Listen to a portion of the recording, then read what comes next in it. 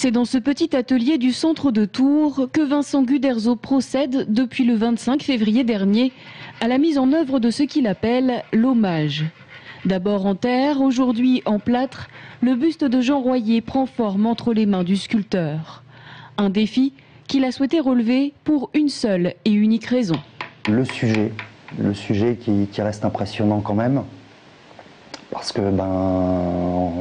on apprend que Tours en fait a été bâti par une personne qui est ce fameux maire qui est resté 30 ans à Tours.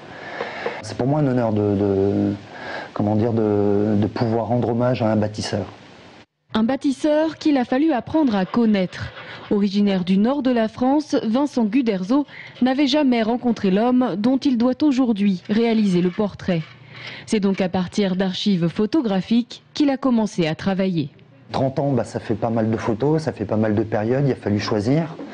Donc mon choix s'est porté sur la période où il était le plus, là où il y avait le plus de puissance chez lui. Donc sur les années 70.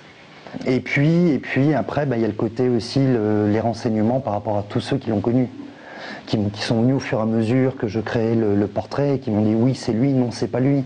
Pour s'imprégner du personnage, Vincent a même lu les écrits de Jean Royer. Notamment, il était une fois un maire. Des mots qui lui ont permis de traduire aussi la posture et le regard de l'homme que l'artiste qualifie de battant.